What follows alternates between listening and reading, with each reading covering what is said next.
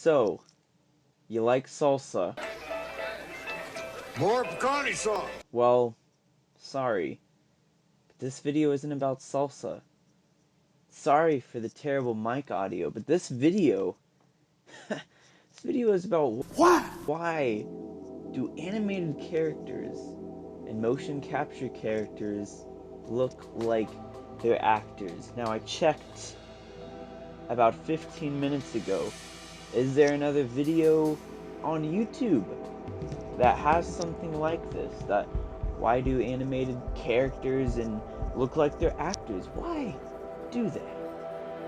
Well, there's not a video on it, so you're welcome, YouTube and fellow artists and CGI artists and motion capture artists and sculptors and ZBrush and other ones.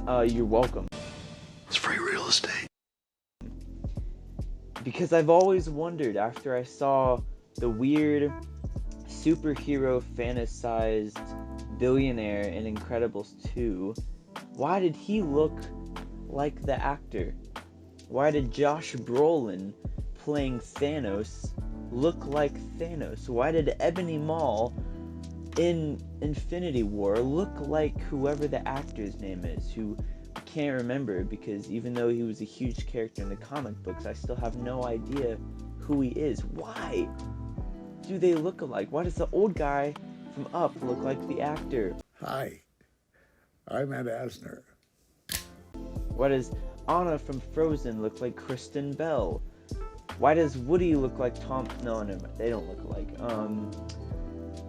Multiple other ones. Why does Gollum look like Andy Serkis? Why does Caesar look like Andy Serkis? Why does pretty much any role that Andy Serkis has ever played look like Andy Serkis? I am here to answer that question, beginning with this. Subscribe. Please.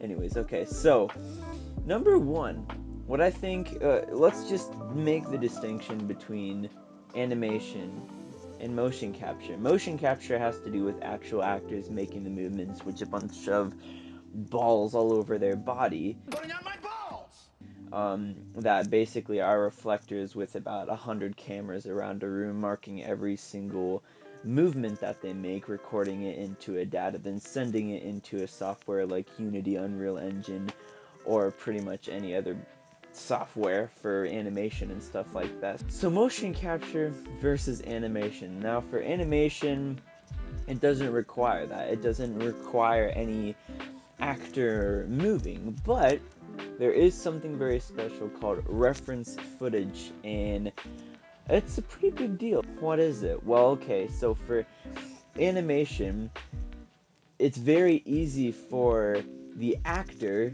to actually look like the character. Sometimes it almost makes it easier. Like, per se, let's say if Andy Serkis just did his normal voice and he played Gollum, well, it would look really weird because the voice doesn't match the body or the face. Like, imagine this rough English British dude doing the accent for Gollum. That would be super weird. So, why they do it, one, is it's pretty easy, because the concept art for Disney is incredible in how they make their movies, and so it would be really a lot more easier if they could cut down on a lot of time with the concept art on making characters if they just did one thing, and if they just looked at the actor and made it an animated character that looked someone like him. That would be pretty much easier. So that's one. Character creation is pretty important.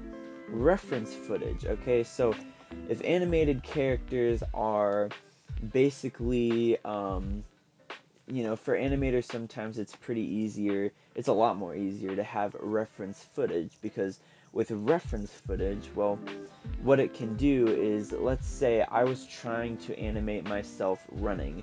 Now, it could either look something like this, or it could be a little more realistic if I recorded myself first running down the street, and then zooming into it on the camera and then going frame by frame animating it. That would be a lot easier. So the same thing with animated characters. Sometimes you have to look at reference footage, and they actually record the people when they're doing the voice acting for the animated film so that they can see how their mouth is moving, how they're looking, because actors are just amazing at that. And then the third thing also has to do with motion capture. Now, for motion capture, there's not a camera looking at them the whole time.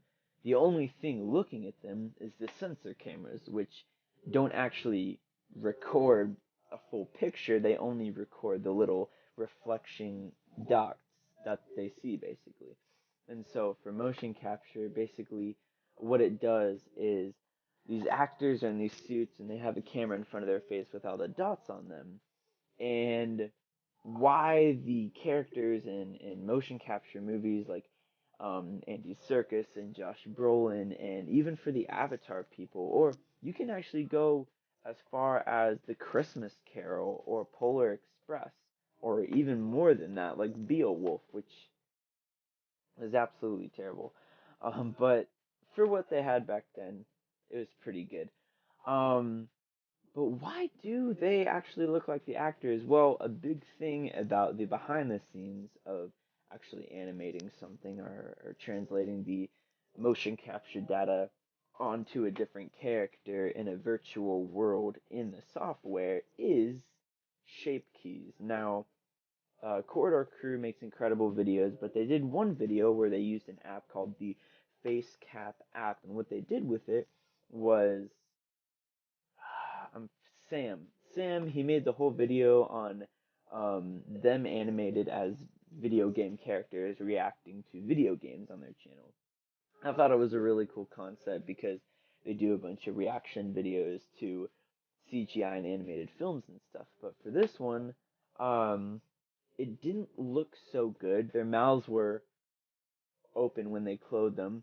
It didn't really look good. And the reason why, because of shape keys.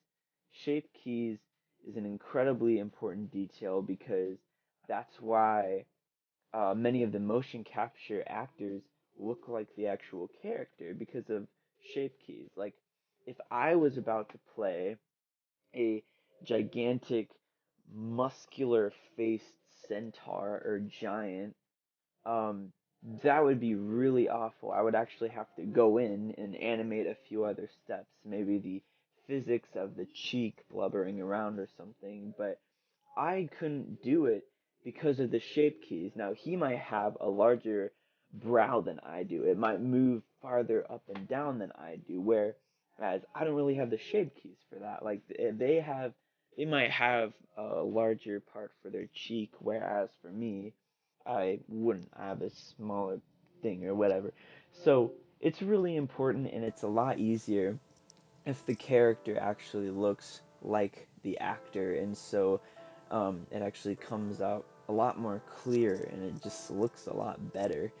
Um, and so, yeah, that was the video for today. This is basically the first, pretty sure the first video um, on this channel about anything about animation and stuff like that. So I hope you enjoyed it.